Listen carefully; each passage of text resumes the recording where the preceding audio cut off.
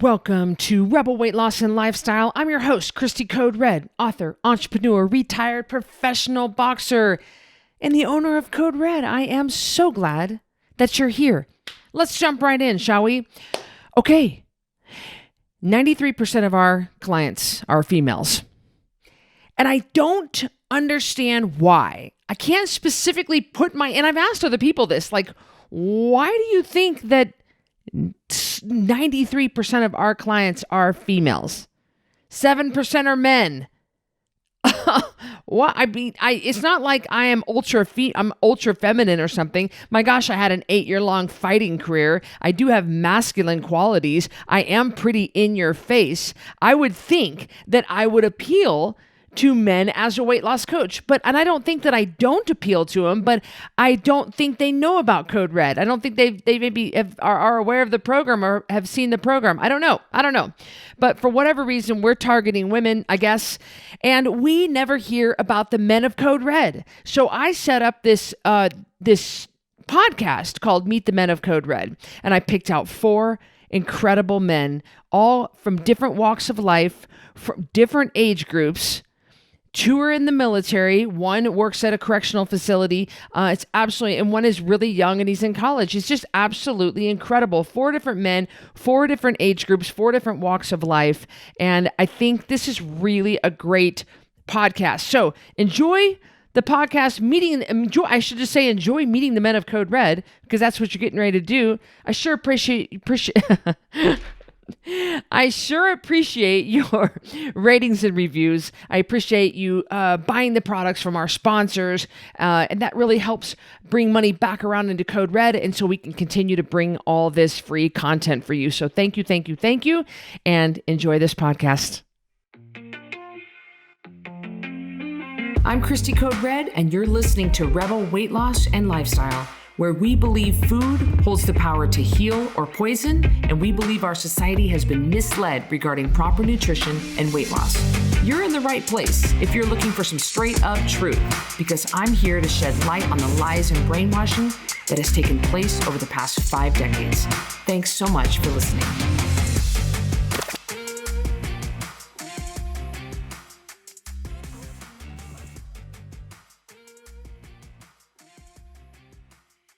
And welcome back to my series, Meeting the Men of Code Red.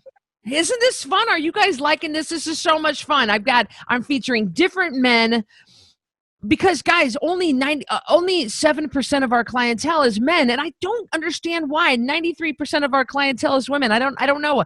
I don't know why, because we have had some extraordinary men that have had incredible transformations on Code Red, and DJ is no exception. In fact, I was talking to DJ, and I wish I wouldn't have asked the question before I hit the record button, because I like being surprised. But DJ, a husband, a father, active duty Air Force, he lost 52 pounds on Code Red. I know, spoiler alert, we're just going to get this out of the way. So I asked DJ to come on and talk to you guys, because he brings a whole different angle to this whole thing than we've ever heard. We don't usually hear from guys in his age group. And so this is remarkable, because Gabriel, Aria, Leisha works for Code Red. Your whole family has been impacted by Code Red. So how about you take us back, DJ, and you paint a picture for us, because it's been a while. You guys have been in Code Red for a while. Take us back on what life was like, overweight. Leisha did not have her weight under control. The kids were probably eating sugar. I don't know. Take us back and paint a picture on what life was like before you started this whole journey. For our whole family, honestly, our entire diet was full of pastas, grains, pretty much overloaded on that stuff. Leisha, she was really the only person in our entire family who liked veggies, had veggies. So the only ones that I would go to at the time were what I thought were veggies were potatoes. That was my go-to. And that was me saying that, yeah, I got veggies in, yeah. Joking with her about that, but it was that. It was constantly having pints of ice cream in the freezer that would last maybe 1 or 2 days. Candy all over the place. It was pretty bad. Wow. So you were heavier, which it's so hard because I saw you here recently at an event. You were so great to come to our Rebel reunion and just help out in so many ways. And it's the first time I've ever seen you in person. And it's so hard, even me, to picture 52 pounds on your frame. Did you know, it's kind of a dumb question, but did you know you were overweight back then? I mean, did you kind of know it was a problem, or did you just kind of like, ain't no big deal? At the time, I thought that I might have a little bit of a weight problem, but I've always been pretty active, like trying to do running when I could, and lifting in the gym a lot. So I just thought I was maybe a little bit huskier because I had muscle. Maybe that was it. It wasn't until I really started having to get new uniforms because my waist was getting a little bit tight at work, that I started realizing maybe there's something else to this. Maybe I'm not just muscular. Yeah. And so did it affect your sleep, or did it affect how you felt? Did you have headaches, brain fog, any of that stuff, or did none of that stuff affect you? Oh yeah. I had actually pretty decent sleep from what I can remember anyway, but I had constantly had I'd been nursing a leg injury since about 2014 when I first heard it, and it was consistently just not getting any better over the course of about 4 years until I had surgery. Um, and I think thinking back now from what I know, had I changed my diet back then, I probably could have nursed it and gotten it better maybe within a year or so. You just didn't know back then what you know now. And you even have a medical doctor. Your mom is married to a medical doctor. And it's just weird to think nobody talked to you about your weight. Nobody talked to you about how sugar feeds into disease. Nobody mentioned that. You just were doing what you knew. Exactly, yeah, and it just stems back to I think like our entire generation, going back to our childhood, just being fed the same things and think that's normalized. Hmm. So Leisha has lost 115 pounds on Code Red, went on to become a senior leader for us, went on to work for Code Red. She's an integral part of our staff and of our whole team. What was that the catalyst that started you on this? That was one of them, yeah. I think she did the challenge back in January of 2018 was her first 10 pound, and she did that, had massive success. Well, on February 1st is when I had my surgery for my foot. So I was bedridden for 45 days. So she was the one that was making me food and stuff. And she would bring me breakfast every day. So she kind of kicked me on it a little bit then. But I swear, as soon as I went back to work and had that junk food from our snack bar right in front of my face, especially me feeling crappy because my leg and pain meds and everything, I just kind of reverted back to what I was doing before. It wasn't until like about June of that year when I really had a big turning point. Um, it was like so on my way home, there's a little gas station that was right on the way. So I'd stop by there and get like some snacks. So I'd call Leisha and be like, hey, do you want anything? She's like, no, I'm good. So I'd be getting all sorts of junk food there. Uh, and this event specifically, there was a Butterfinger that really sounded good. It was 2 for 1. It's like, I can't pass that good of a deal up. So got that, went home. I threw one into the freezer because I like my food cold all the time. And then the other one, I was getting ready to crack it open. And Leisha just came up to me and said that she was very concerned about me. Because at that point, that was my highest. That was when I was 222 pounds, that's 6 foot. And so she came up to me and said that she was concerned about me. It really hit me because she had already lost a good amount of weight because she was on her custom program at that time. So I lifted the Butterfinger, I crumbled it up, and then opened the package, dumped that into the garbage can because I knew if it was closed and it still crumbled up, I could still have some. So threw it into the garbage can, threw some other stuff, I think like coffee grounds on top of it, and then closed the garbage. And that was my turning point. So I had met Aria in February of 2018, your daughter. And both your kids are absolutely incredible, incredible little humans. They're just amazing. And there was a major change happening then. So when did you start to realize, hey, we gotta take the kids off sugar too? Or I don't know, how did that whole thing go down with the kids? That one lasted a little bit longer because we had a move coming up in October, and with the stresses coming from all that too, it was just one extra thing to do. But I believe when Leisha started her custom program and started realizing all this stuff, she started taking the stuff out of the house. So instead of getting the kids all the crazy, ridiculous sugary cereals, we would go down to like a kashi cereal, which isn't still not the best, but it was at least something that they were able to have less intake of that stuff. And then I think it was probably once we moved down here to our new base in October of that year, that's when we really started just starting brand new and getting the kids going. So you're in the Air Force, and you're doing a pretty important job, and I'll let you kind of decide if you want to share any of that. How much does you being healthy and clear brained and on the ball does that affect? I'm not trying to say that there are jobs in the military where it doesn't matter. I'm sure, I mean, every job is important, but you have a pretty important job. You need to be on the ball and on your game. Yes, exactly. So the job that I do what's called conjunction assessment. And what we do is we take in data from all over the world, from all these different radars that see into space, and they see all the satellites that are up there, and we predict conjunctions, so collision for those objects, and try to alert the owner-operators of those satellites of if their objects might have a possibility of conjuncting. So it is pretty important. It's one of the many jobs that we have in the military that are very important.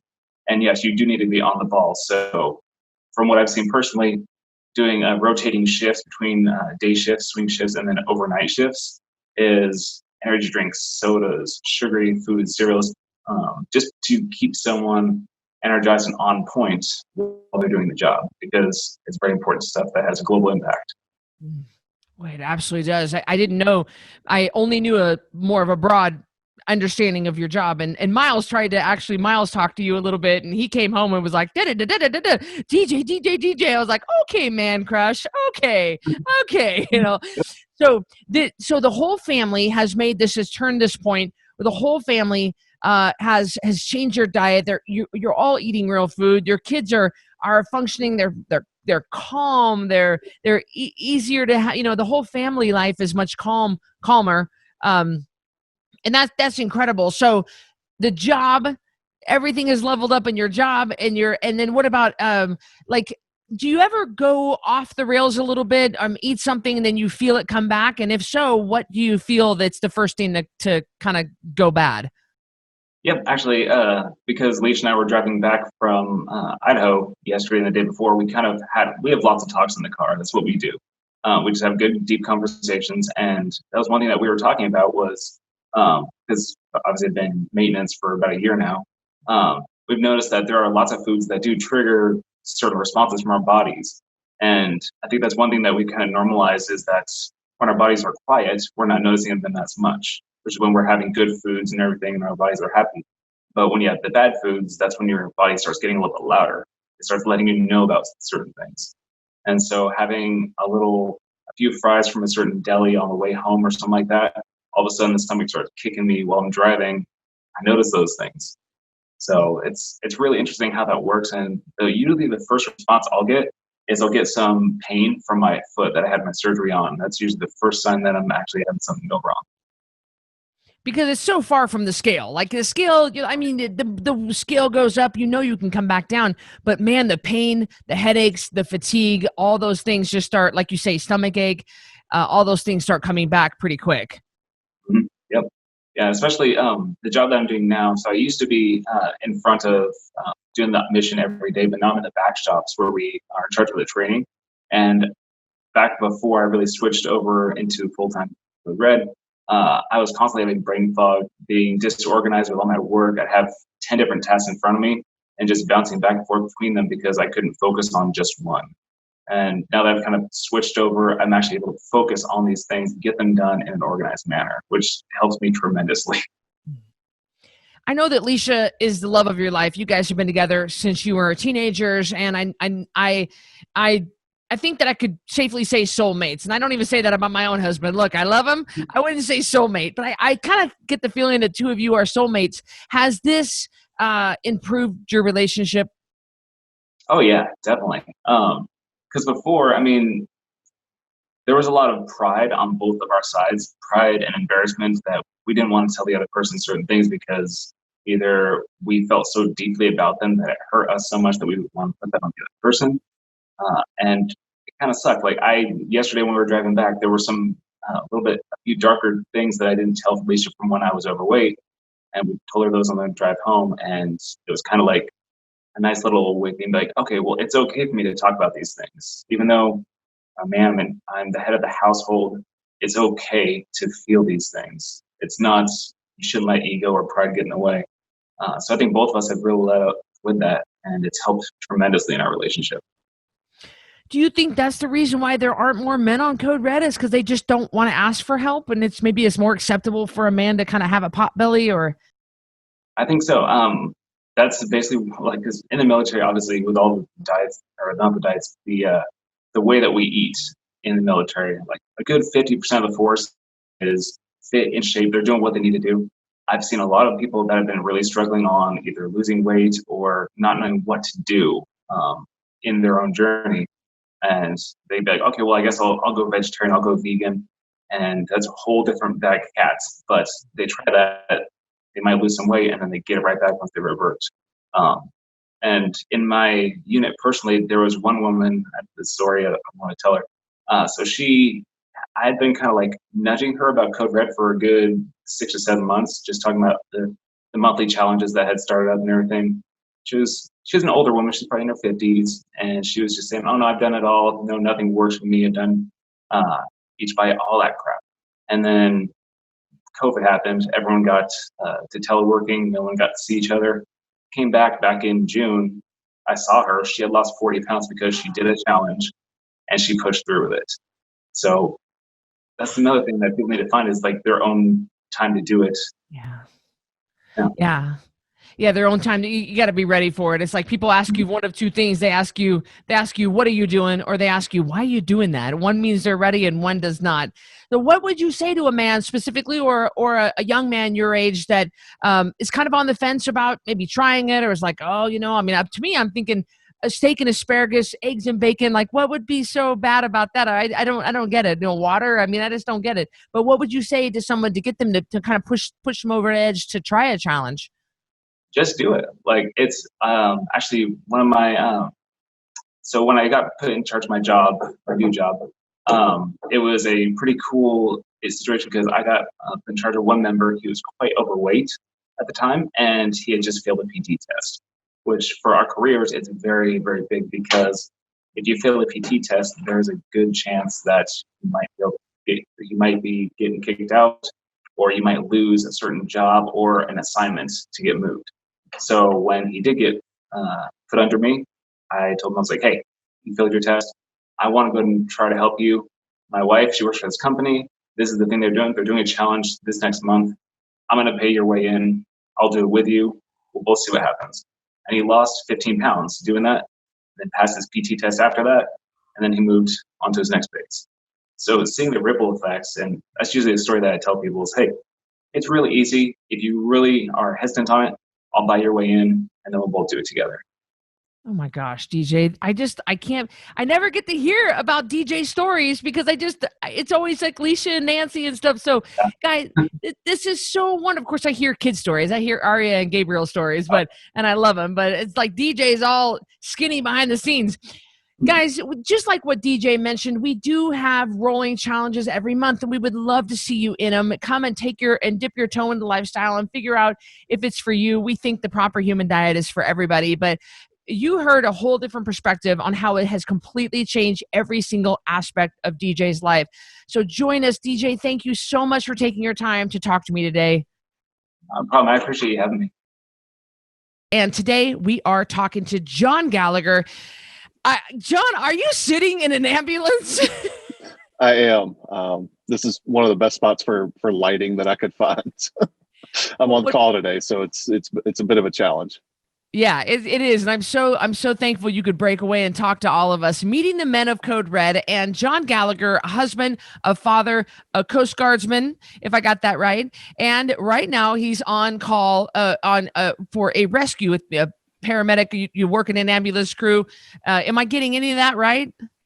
Yeah. So my full-time career is I'm active duty Coast Guard. I volunteer with the fire and rescue squads here in my local community here in Vermont. husband for a long time, father of 4 awesome kids. Boy, you have got your plate full. I do. That's probably the understatement of the year right there. Yeah. Yeah, you really Thankfully, do. the kids take after their mother. Yeah. Well, you were definitely maxed out, but thank you again for this time to talk to us. So I'm going to jump right in. John, take us back to a time, because the code, you're married to Jade Gallagher, who is my personal assistant and a Code Red certified coach and the event planner with Code Red. So whether you and your kids like it or not, you are 100% immersed in the lifestyle, but that to you has been a really great thing, not only and I've already interviewed Jade about her psoriatic arthritis. That's a whole different podcast. You guys go back and watch the podcast about psoriatic arthritis. But John, this has completely transformed your life in so many different ways. So could you take us back to before Code Red and paint a picture for us and tell us not only about what you felt like not having your eating under control, or just kind of paint a picture about what life was like before Code Red? Sure. So before Code Red, I thought that I was completely comfortable sitting there at 253 pounds. I thought, that's fine. It's fine. It'll be okay. And then every 6 months when I go to weigh in at work, which is a requirement for us, I barely pass by the skin of my teeth on the tape measurements. It was a major source of stress for me, and I just couldn't do things well. We'd be at a structure fire or something, and I'd need to climb to the top of the ladder truck to get up on a roof or whatever, and I'd be out of breath and completely nearly exhausted by the time I get up there and climb all the way up, and and I've still got a lot of work to do once I get up there. So stamina and everything, I thought that I was comfortable until I realized that I wasn't. So then fast forward about 4.5 months, I got down to between 195 and 200, which is where I'm comfortable. And that I realized then it took getting to my goal weight to realize that I was not okay at 253 pounds. 253 pound me could not fit into my bunker pants, my firefighting protective gear. I couldn't snap the front buckle, and then I had to go down a size once I got down to my goal weight because it was just too big. There was too much material. Treating patients, climbing upstairs, hauling patients downstairs. It got to be so physically exhausting to just do the basic things that I needed to do in my daily life at 253 pounds. But getting down to goal weight, that's when I fully realized that, I lived so many years of my life thinking that this was okay, to live with constant back pain, constant knee pain, getting sick at just random times for random reasons. My immune system was taxed just trying to fight off all the crap that I was eating. And it changed everything getting down to goal weight. And it wasn't like this long delay. It was, about a week or so in, the knee pain stopped because I wasn't eating things that caused me to have inflamed joints and pain. And that reduction in just the general fatigue that I felt, that was okay. All right, John, we can do this. We're already feeling better. Let's just keep going and see where it takes us. And then about 4.5 months later, that was it. How did you get to be 253? Eating my emotions, stress eating. I was stationed on ships for the first 10 years of my career, and on ships, that right, wrong, or indifferent, it's food is morale when you're out there in the at least that's how it's treated. So when you're out there in the middle of the ocean and you get 3.5 meals a day, you just go down and you eat whatever's there because what else are you going to do? And that was just a bad mentality that I got into. And then I went from my boot camp weight, which was 195 coming out of boot camp. And just over the years, it continued to grow and grow and grow until I was at 253. and at risk of falling out of compliance with our weight standards, at risk of losing my career. And it finally came to a point, and I was like, my wife does this for a living. I can make this happen. The resources are there for me. So you've done so many tours on ships that I don't remember that. It's like they said you don't have to keep going on ships. So you've been on ships a lot, right? Yeah, pretty much for the first 10 continuous years of my career. I've been in for 14 and a half years now. And for about 9 of the first 10 years, I was gone between 6 and 9 months every year, deployed on ships. We've all seen the movies, like all the movies, and but because that's all I've got to go on. It's just the movies about being on a ship. And I mean, I got to tell you, is it just me, or are those places that you walk in the ships, the doorways and the different things you climb, that look pretty small? They are, and it's a challenge, especially in some of the firefighting and damage control roles that I filled. It was a real challenge to squeeze me at 240, 50 pounds at the time.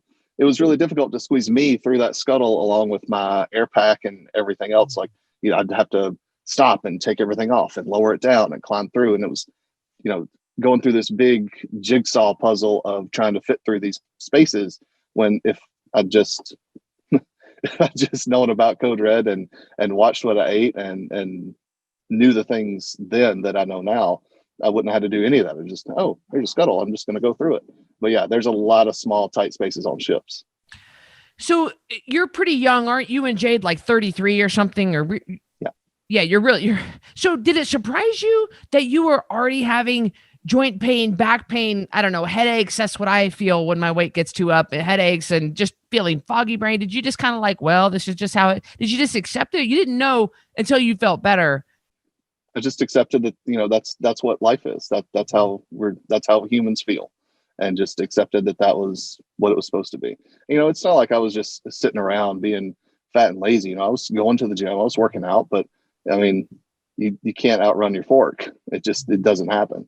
And so finding the nutrition side of what it really means to lose weight, is what kind of unlocked the key for me, or was the key to unlocking the lock for me. And were you surprised when you realized that you could have steak and asparagus and eggs and bacon, and did it go against what you were taught? No. I've always been, well, yes and no. I grew up in the South. So, sweet tea and biscuits, that's the thing.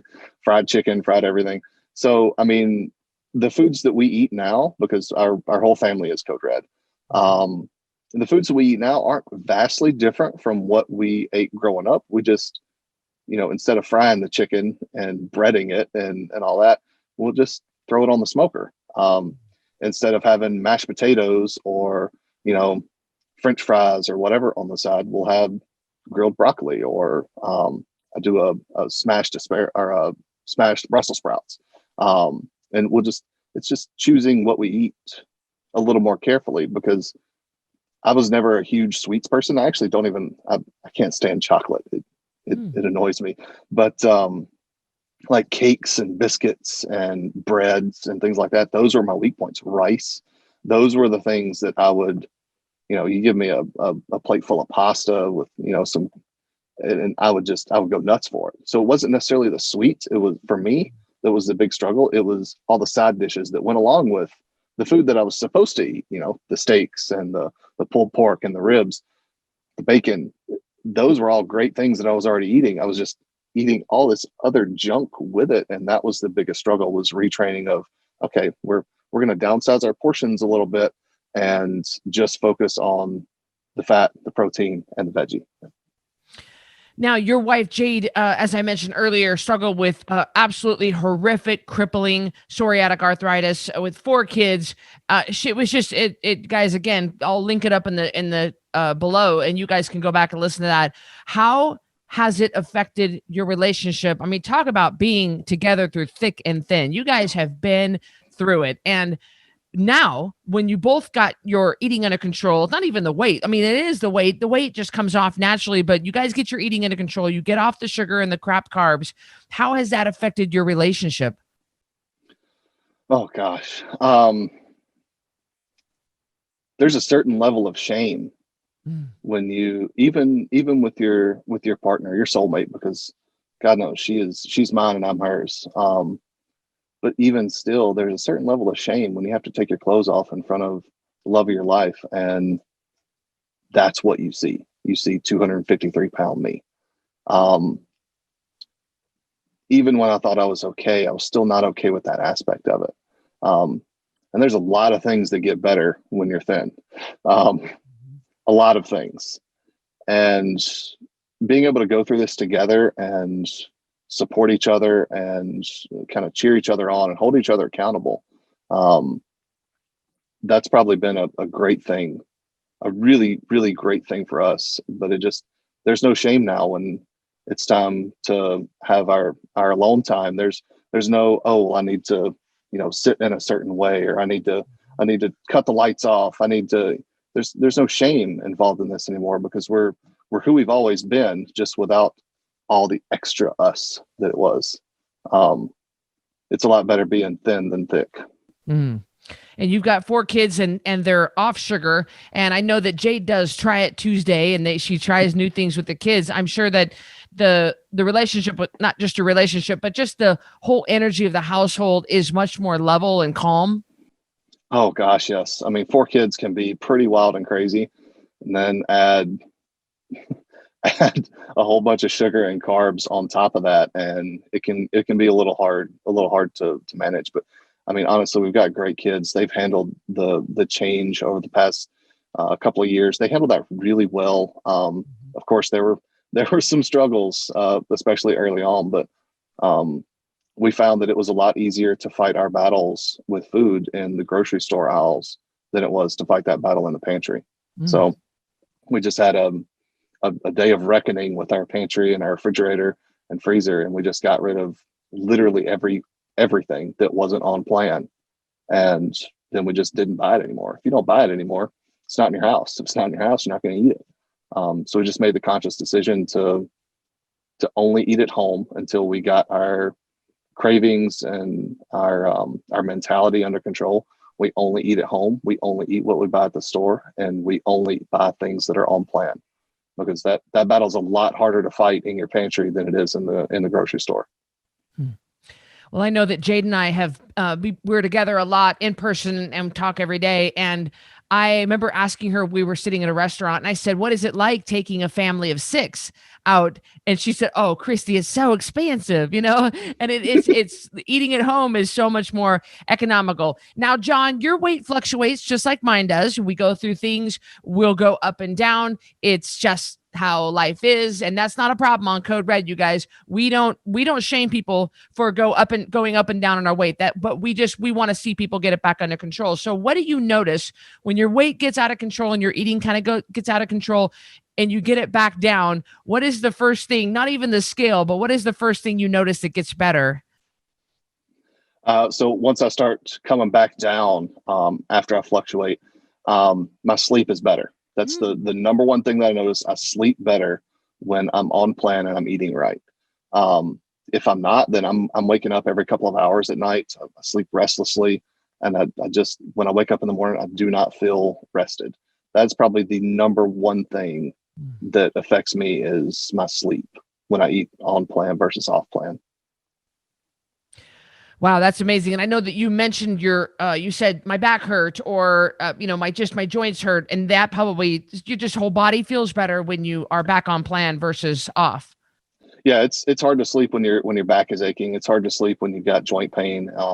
And those are definitely things um, that do take effect. But the thing that I lived with back and knee pain for so long, that I think I've become somewhat desensitized to it. But the number one thing that I notice, the first thing I notice, um, is my sleep. And if I'm off plan, my sleep goes just downhill quick. One of our long standing Men of Code Red, Mark Peterson. I finally got him to come on and talk to all of us. I am so appreciative because Mark's been with us for a very long time and he's got so many good nuggets. And plus, he's just a man's man. He's a man's man. And we don't hear from a lot of guys. So, Mark, this is really a treat. Thank you so much for being here. You bet. Glad to be here for you, Cristy. It's nice to be part of it. Yeah, well, there's nobody that knows the program better than Mark Peterson and his wife and his family. I think I've met 2 of your kids so far, Mark, and Monica, and just such a wonderful family. So let's dive right in, Mark, and have you take us back to even before the beginning. Kind of paint a picture for us of what life was like before Code Red. How were you? I mean, I've seen pictures of you, but not a lot of people know about your journey. So what was life like before you finally made the change?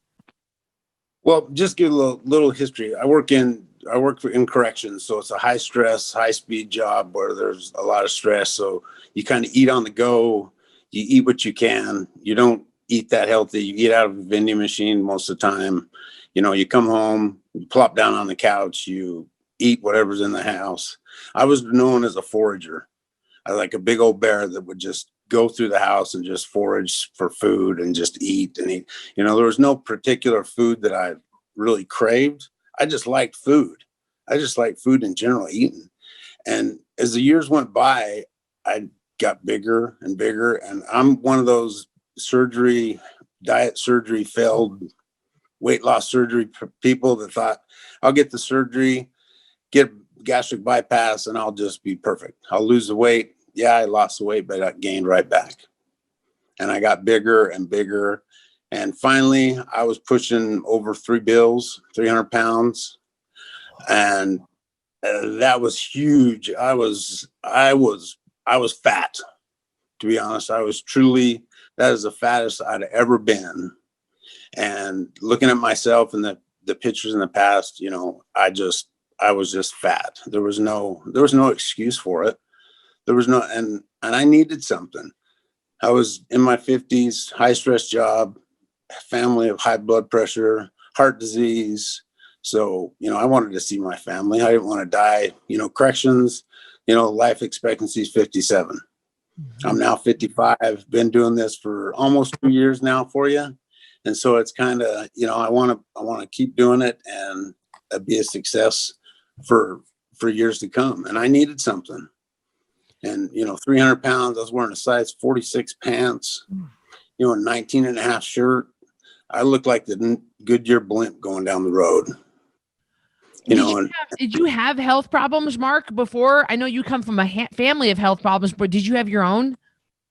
I had high cholesterol. My blood pressure was high. I was on blood pressure medication, you know, all those things. You know, I'd go to the doctor and he'd check my blood pressure and it would be up and he'd put me on medication, and I'd go again and it would be higher and he'd put me on more medication to try to control it. And finally I realized, you know, I'm a fat guy. There's no excuse. There's just really no excuse for the way I look, the way I feel, you know, what I'm doing to my family. You know, to be honest, my kids were actually years ago embarrassed the way that I looked.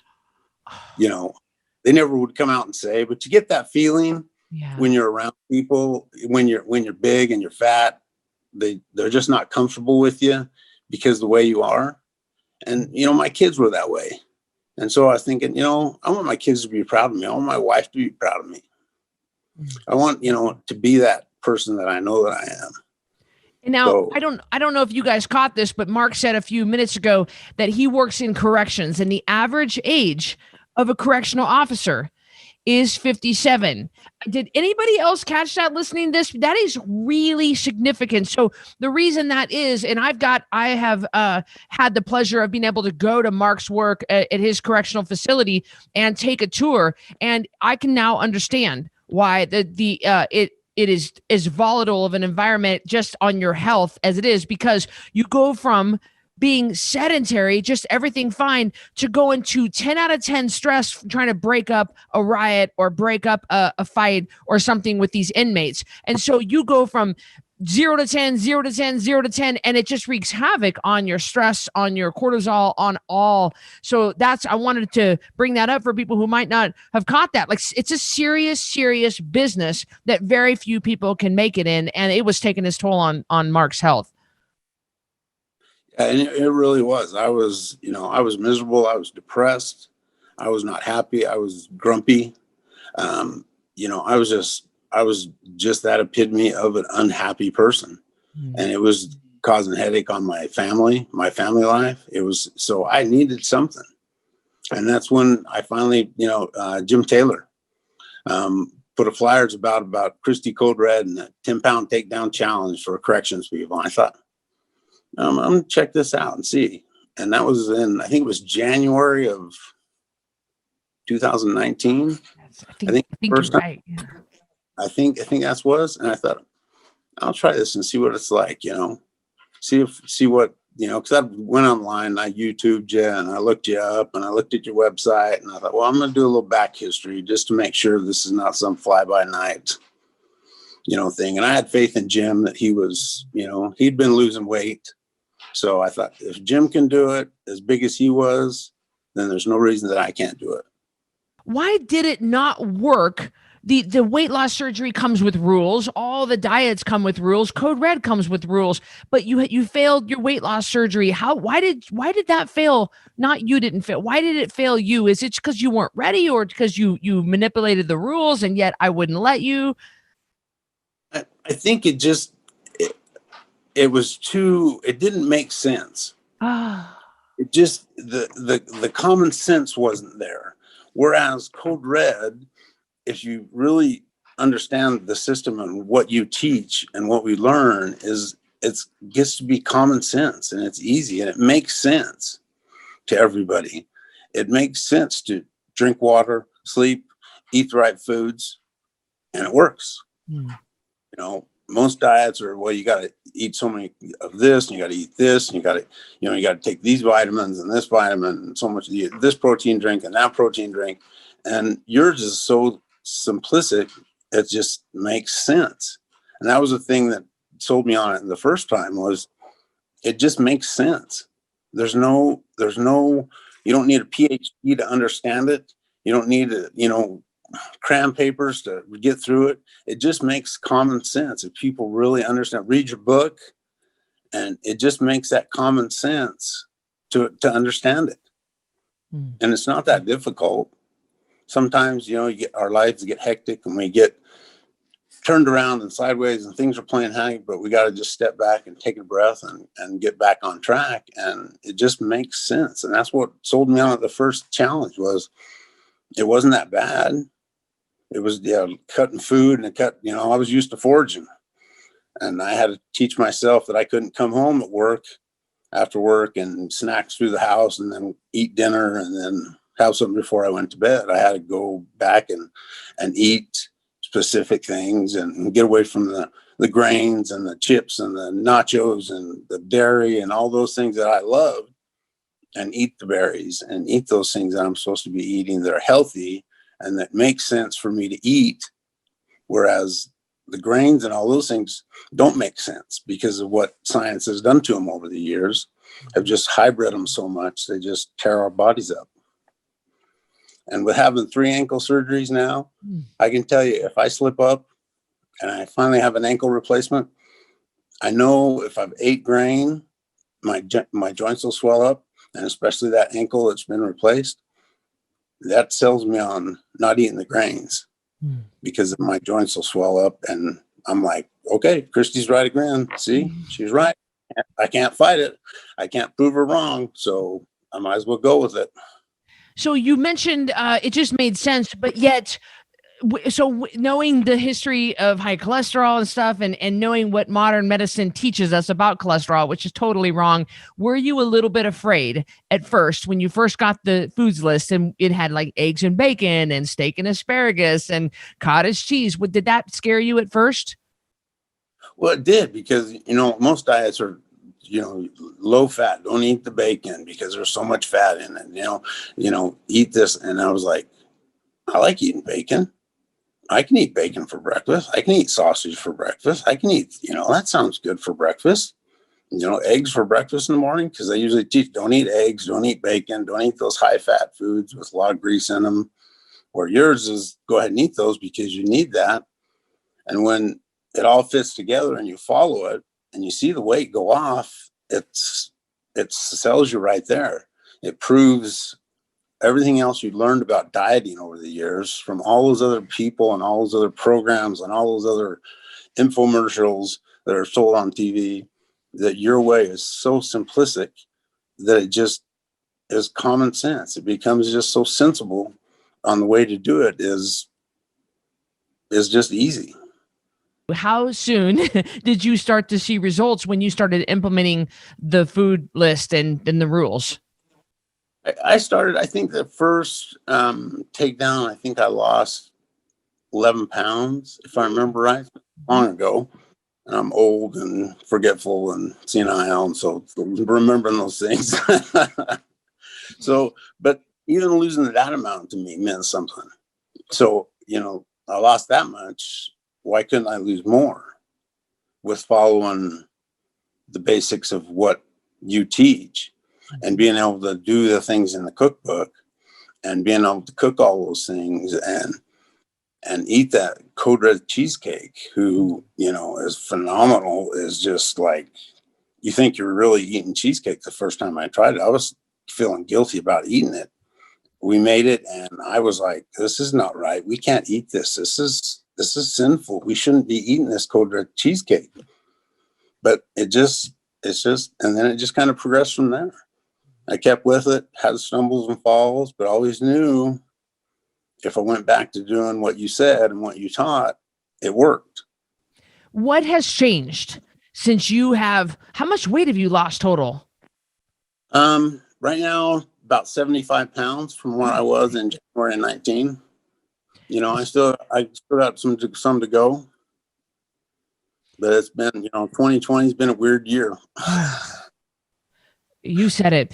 So what have you noticed has improved? What has changed in your life, your relationship with Monica, the way that you do your job? What kind of changes have you noticed? I mean, I know the weight, we always talk about the scale, but there are so many other benefits that I know you've experienced. What are those?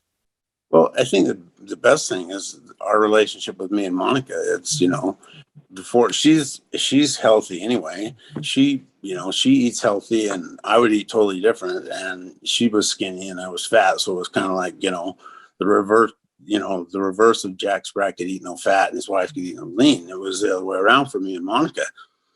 And I think with me losing weight and feeling better, it's improved our relationship, tenfold on how we communicate. The joy, the satisfaction that we have with one another is, just tenfold. And she follows Code Red and it's amazing, but it's just that relationship in itself is improved in itself, which was magnificent, because before, being a fat guy and being grumpy and not feeling like wanting to do anything or go anywhere because you were embarrassed because of how fat you were and clothes didn't fit. And you always had to get the triple X's and you always, you didn't look good. And now, hey, I'm ready to go. I'll get a shirt and tie and go out to eat. And I look pretty damn good. And so I'm pretty proud to go out in public now, the way I look. So, and work, it's just improved at work. My boss said I've cost him a lot of money because I went from uniform size to uniform size to uniform size. And so the uniforms at work are not that cheap to buy. And he keeps giving me a little flack about spending money on me to buy new shirts and new pants. And then I go down the size again and I have to get new shirts and new pants. And so overall, it's just made things 100% better. And it's surprising when people see you after they haven't seen you for, a few months and they don't recognize you. And they go, what happened? Are you okay? Are you sick? And you go, no, I'm eating healthy. I'm eating the right foods. I'm drinking water. I'm getting the sleep I need and I'm losing weight. I am here with Mark. Now, Mark, I'm just gonna jump right in. I'm not even gonna try to act like, I'm not even gonna try to ease into this. I'm so excited to talk to you. And I know that a lot of people are excited to hear from you because as you guys can see from looking at Mark, he is this young, good looking dude. And we don't get a lot. I'm gonna get hateful messages now. I'm not trying to say we don't get a lot of young, good looking dudes. We just don't get a lot of young dudes. And Mark messaged me on Instagram and he was just like, Cristy, listen, this is what has happened to me because of Code Red. And I said, Mark, is there any way you'll talk to me and talk to everybody and tell us your story? And he agreed. So Mark, thank you so much for being here with me right now. Absolutely. Super excited to do it and kind of talk about where I've been and where I'm at now, because it's a great story. So definitely take us back. Paint a picture before Code Red. Start as far back as you want. You think it's what we need to hear in order to definitely paint a picture in all of our minds, because Mark shared with me things, and I was telling him before I hit the record button, Mark, you shared with me all these details, but I've been hit in the head so much I don't remember exactly. So this is going to be like me hearing it for the first time. And tell us what life was like up until you made the switch. Yeah. So, I've never been like super, super unhealthy or super, super overweight, but just throughout teenage years and whatnot, wasn't always happy with where I was. And so even being very young, I was always trying to do something. You know, I would see things on social media on how you can lose a couple pounds, or you're supposed to look this way, or you're supposed to feel this way, or whatever. And so I would always go through this cycle of trying something and getting discouraged because it wasn't working. And then that would lead to, you know, just another 5 pounds because it didn't work. And, you know, what was going wrong was continuing to go wrong. And so that just built up, you know, year over year over year. And then I got to a spot where I was 215 pounds right at the start of quarantine. And I'm looking at quarantine just like everybody else is looking at it, going, hey, you know, like this is not going to be good. It's going to be more than 5 pounds this time just because of the circumstances we're all in, right? And so I had heard about you and Code Red through a family friend and a youth leader growing up. And he had incredible results. His wife did too. Like to the point where I would see pictures and I would like just be so impressed and just so blown away with the results they had gotten and how quickly they had gotten them. And, you know, because he's a family friend and somebody that my dad knows well and whatnot, we knew that that's what he had done, even though it wasn't super public on social media and whatnot. And so Code Red was just in the back of my mind as like one of these options I might take eventually, you know, because that's kind of what I always had, was this set list of options of, well, you know, I'll try this next or whatever and see if it works. And so in May, I was thinking in the back of my mind, I'm going to read the Code Red book. And so I found it. I listened to it audiobook, which I would highly recommend since you read it yourself, which is super motivating. And I felt like I knew you at the end. So it was great. And for the first time, I was like, I feel like I really know exactly what to do every single day. I know what the rules are and the responsibility is on me now. Like I just have to follow the rules. And so I did. And that's literally what I've been doing since then. And 60 pounds have just melted off in 6 months. So how did you get to be 215? How'd you get fat? Yeah, I really think that it's just that slow cycle, just being unhappy with the way that I was, trying something, having it not work, and then just giving up again and kind of throwing my hands up like, oh, well, I guess this is just never going to work. Or I don't know if you've ever seen, I think it's gone around before. There's like a little picture that you'll see on social media. Sometimes it's like a big paragraph, and it's basically just all of the contradictions that you hear in the health and diet world of, you need to be eating this. No, you shouldn't be eating that. You need to be doing this amount of exercise. Oh no, too much exercise is bad. And just back and forth and back and forth. That was really how I felt. And I would keep doing that back and forth, which I think is what the industry wants you to do, because it gets you fat, and then they've got you for your whole life. But I read your book, and that took me out of the cage. So were you eating fast food? Were you drinking? Were you eating sugar? What was it? Any kind of sadness or anything? Kind of just this whole cycle. I know that sugar hijacks our brain, but not everybody is, a sugar like sugar. They'd rather have pasta or something. How was it that were you just kind of falling into this trap of fast food? Yeah, a little bit. That was probably a little bit easier to do after going out like to college and getting married and, that kind of thing. But for the most part, like I wasn't like absolutely eating like super, super, super unhealthy, but it wasn't healthy. And that day over day, month over month doesn't lead you to a great place. And the worse off you get, the more disheartened you get. And then the more emotions can start to play into it and make it even worse. So, yeah.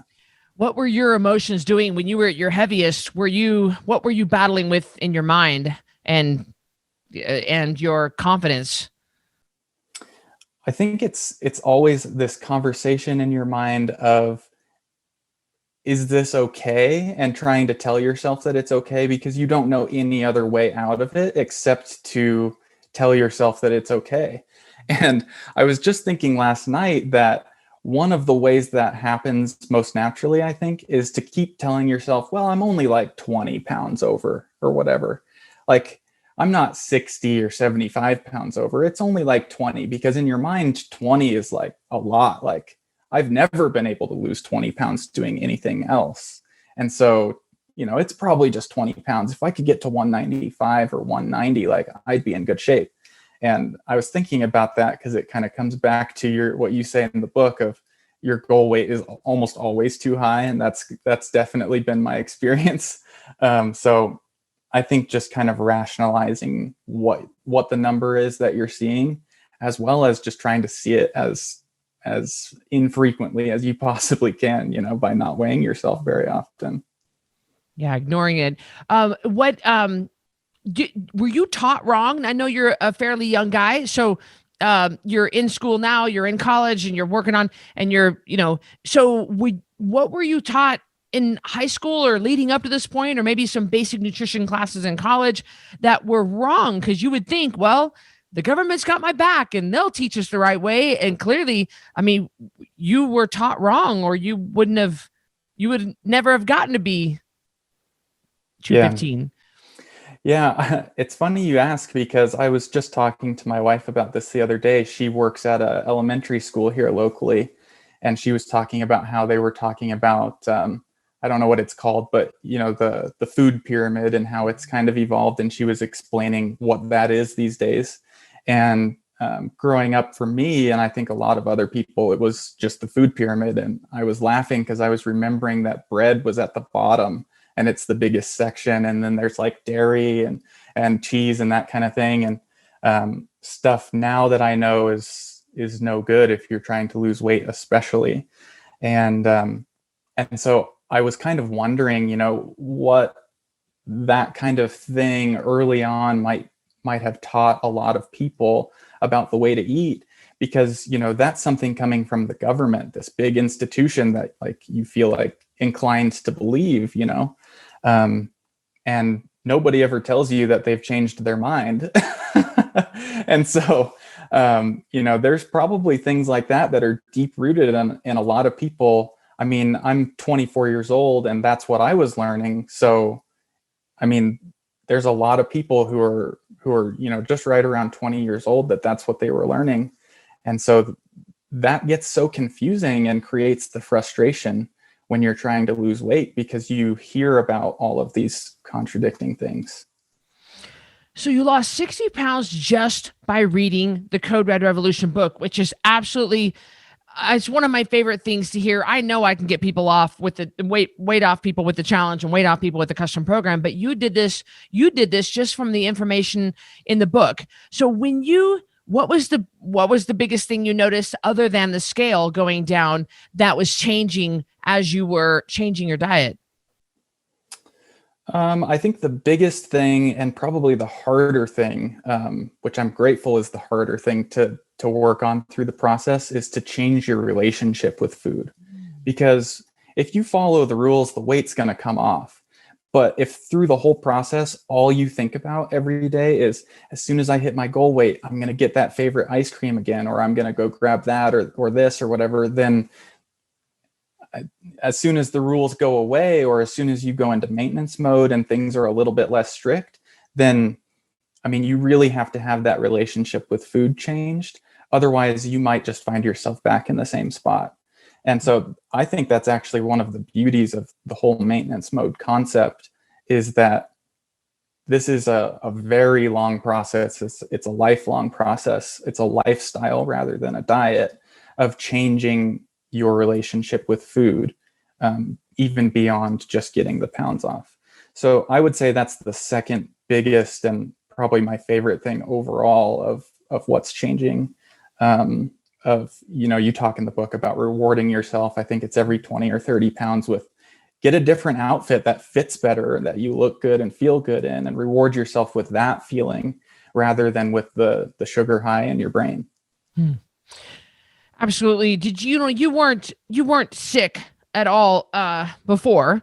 Maybe that's the direction you would have been heading if you had not have nipped this in the bud. So it's not like you had loads of medication that you got off or anything like that. But you just started feeling better with the 60 pounds off. Did you notice your like less brain fog or more energy or higher confidence? Yeah, definitely. And I mentioned to you in my post last Sunday that there were a couple of times in there where, like a birthday or something would come up, and then I'd have like the slice of cake or whatever during the process. And I feel like that's an important message to get across too, because I was telling my wife last night that you don't have to be absolutely perfect. You want to be through the whole process, but part of that changing your relationship with food is making sure you're just trending in the right direction as well. And I say that because during those, that moment where I cheated or whatever, I didn't sleep as well that night. Or the next morning, it was harder to get out of bed and like get going on my homework. Or I would find myself confused with what the professor is talking about, or, that kind of thing, where like that stuff is real. And that's a huge benefit as well, that like, even, when you get into maintenance mode and it's the whole 90-10 rule, when you do that 10% or whatever on that one day or, that one meal, like you feel it that night and the next day, because it's very real, because the detox has actually in reality happened. This isn't all just some kind of joke or, ploy or anything. Like it's real. It actually happens in your body and you can actually feel it. And so it makes you not want to cheat, because it just doesn't feel good. It might feel good in the moment, but you got a whole day to put up with of becoming more inflamed and gaining some weight back. And, it's just terrible. You don't really want to do it that much anymore. So you are married. How long have you been married? Just a little over 2 years. Okay, fairly new. So even though this is your soulmate, this is somebody you love through thick and thin. Obviously, she loved you through 60 pounds heavier and all that stuff. That's not even an issue. Has this changed your relationship at all with your wife? Yeah, I think so. Like you mentioned, she's always been so supportive and really loves me for who I am and whatnot, which is awesome. I couldn't ask for anybody better. But, I feel like the biggest thing is that it sends a message to her that I am respecting myself, which is a huge, huge signal, I think, to her that I also respect her. And so, yeah, I just think that's a really great benefit as well of, if I'm literally proving through my health that I don't respect myself, how could I be respecting anybody else? And so that's a great change as well, to kind of show that through my actions more than my words. I think it also has made me more positive as well, because before, she got to be the one who was always hearing, oh, I'm not happy with how I look or feel, or I'm too fat, or, this or that or whatever. And now that's all totally changed. Why do you think why do you think men are sometimes afraid to do code red, or sometimes afraid to, I'm thinking steak and asparagus, eggs and bacon. Why would a man not? But from your perspective, why is there hesitation? 93% of our clients are women. We don't have very many men. I don't get that. Do you have an opinion on that? I think it probably stems back from the industry and how the whole diet industry, like most of their guns are pointed straight at women.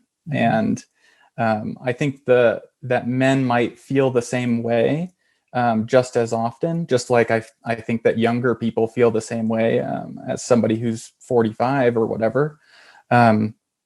It's just where the industry has their targets. Mm-hmm. And I think that men are more often comfortable or can more easily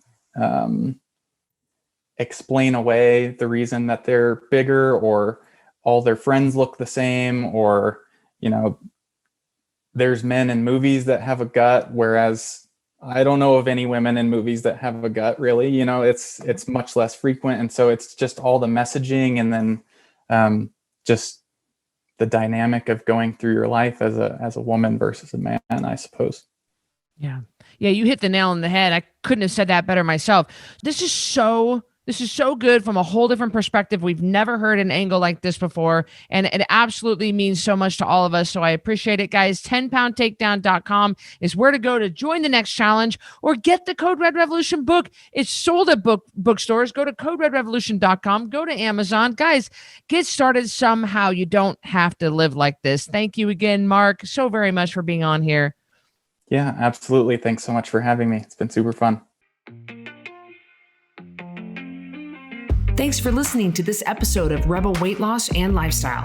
If you're not subscribed already, please be sure to do that right now. And if you enjoyed this episode, I would love it if you could do me a quick favor and rate and review this podcast. That would be just so helpful. Speaking of health, let me know if I can help you. Go to coderedlifestyle.com, check out my programs, and see what we can do for you. Until next time, Rebel on.